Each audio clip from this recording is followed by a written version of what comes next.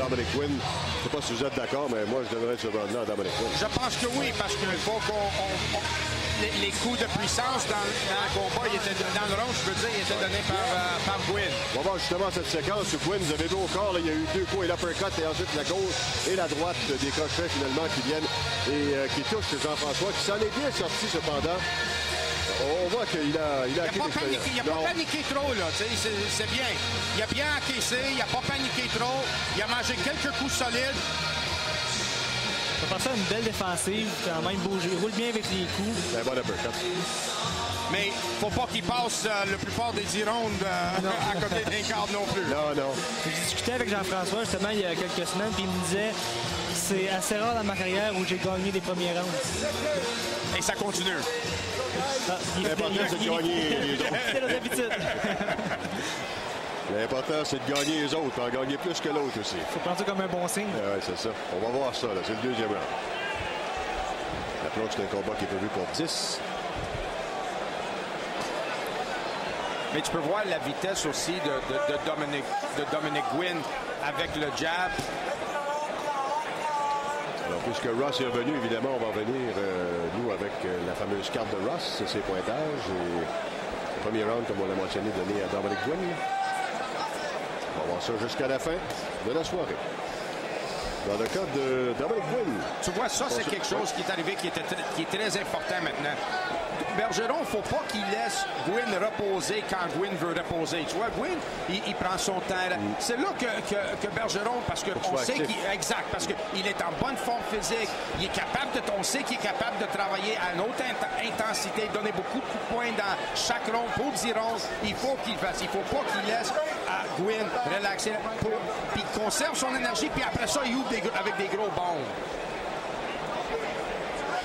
Dominic de Southern Disaster. C'est drôle de nom, ça.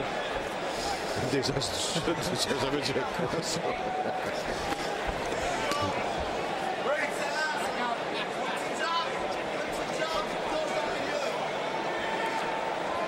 Mais Gwynn était plus tranquille dans ce deuxième round.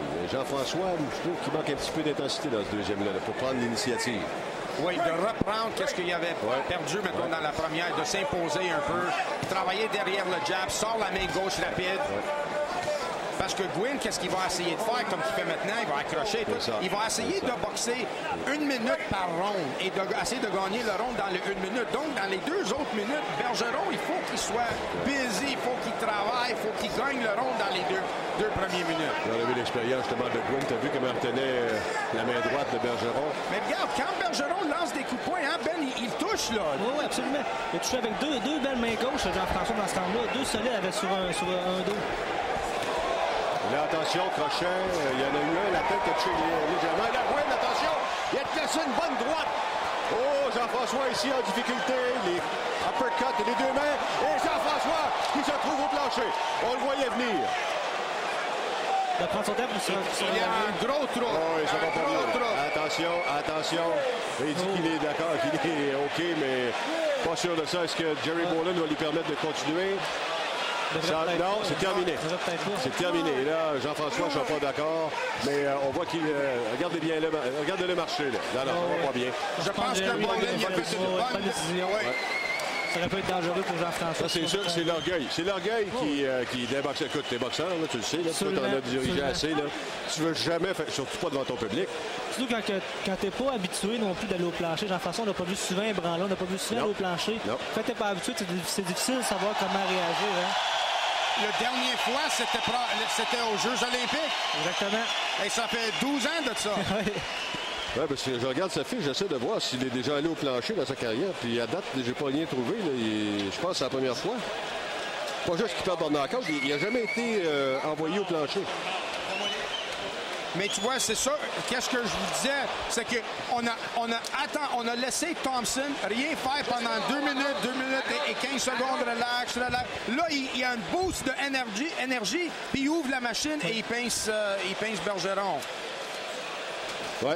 Alors, étant donné que Jean-François est âgé de 37 ans maintenant, Non, attends, moi, je regarderai pas trop. Le 34. Oui, c'est ça. 35.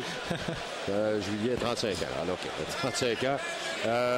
Quand on perd comme ça au deuxième round et qu'on se bat, par exemple, ça fait 1 an que c'était pas battu, est-ce qu'on met en question l'avenir? Ça, Benoît, il va être plus en mesure de répondre à ça. Il connaît les Est-ce qu'il avait laissé entendre des choses comme, par exemple, si je perds...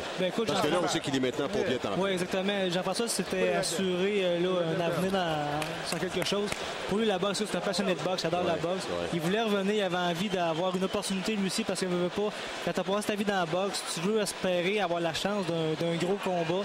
Et pour lui, c'était une étape ce soir pour l'aider justement à peut-être se rendre dans un combat plus important encore. Et surtout que c'est un gars, Benoît et Ross, c'est un gars qui a été malchanceux au cours de sa carrière parce qu'il a été blessé très souvent. C'est comme s'il n'avait pas donné assez de boxe pour le potentiel qu'il avait.